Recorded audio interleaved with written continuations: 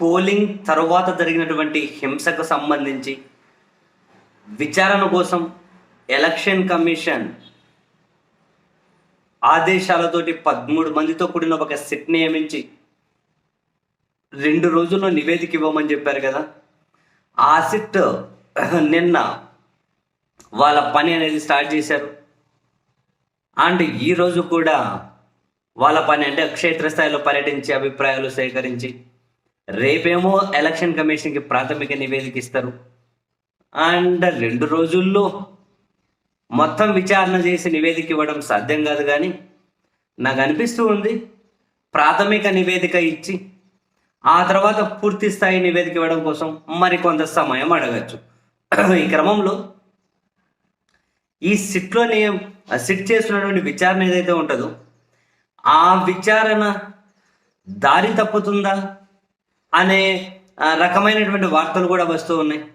కారణం ఏంటి అంటే ఈ హింసకు ఎవరైతే ప్రధానంగా కారణమయ్యారో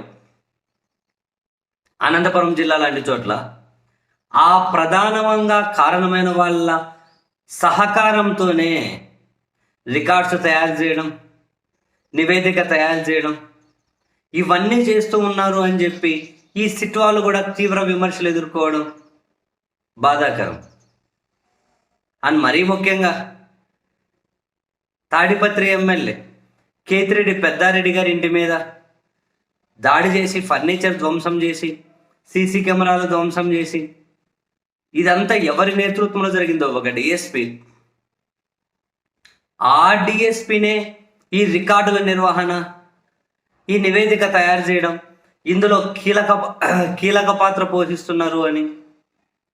అండ్ అదే జిల్లాలో సస్పెండ్ అయినటువంటి ఎస్పీ కూడా ఆయన పరోక్ష పర్యవేక్షణలోనే ఈ విచారణ కూడా ముందుకు జరుగుతోంది అని వాళ్ళ ఒపీనియన్స్కే పెద్దపీట వేస్తున్నారని వార్తలు రావడం నిజంగా బాధాకరం. అసలు వాళ్ళు ఫెయిల్ అయ్యారు కాబట్టే వర్క్లో వాళ్ళను సస్పెండ్ చేశారు, వాళ్ళని డ్యూటీల నుంచి పక్కన పెట్టారు. అసలు తేల్చాల్సిందే వాళ్ళ పాత్ర అయినప్పుడు మళ్ళీ వాళ్ళ సహకారంతోనే రికార్డులు నిర్వహించడం, వాళ్ళ సహకారంతో ఈ విచారణ ముందుకు తీసుకెళ్ళడం ఇదేంటిది? వీళ్ళు విచారణ చేసిన తర్వాత అవసరమైతే వాళ్ళ స్టేట్మెంట్స్ రికార్డ్ చేసుకోవాలి కదా, వాళ్ళ ఒపీనియన్ ఏంటో అడగాలి. మరి వాది బదులు వాళ్ళ సహకారంతో విచారణ చేస్తే మరి అది కరెక్ట్గా వస్తుంది అంటారా? చూద్దాం. మొత్తం మీద అయితే ఎలక్షన్ కమిషన్కి వీళ్ళు రేపు నివేదిక ఇవ్వాలి కదా. సో నివేదిక ఏమిస్తారు అండ్ ఆ తర్వాత పూర్తి స్థాయి నివేదిక ఎంత టైం అడుగుతారు, ఎవరి మీద నెక్స్ట్ కేసులు పెడుతూ ఉన్నారు, ఎవరిని నెక్స్ట్ లిఫ్ట్ చేస్తారు, అరెస్ట్ చేస్తారు, దాదాపు అన్ని నాన్ బెయిలబుల్ కేసులే ఉన్నట్లున్నాయి. ఓవరాల్ ఈరోజు సాయంత్రం రేపటి వరకు క్లారిటీ వస్తుందిలేండి.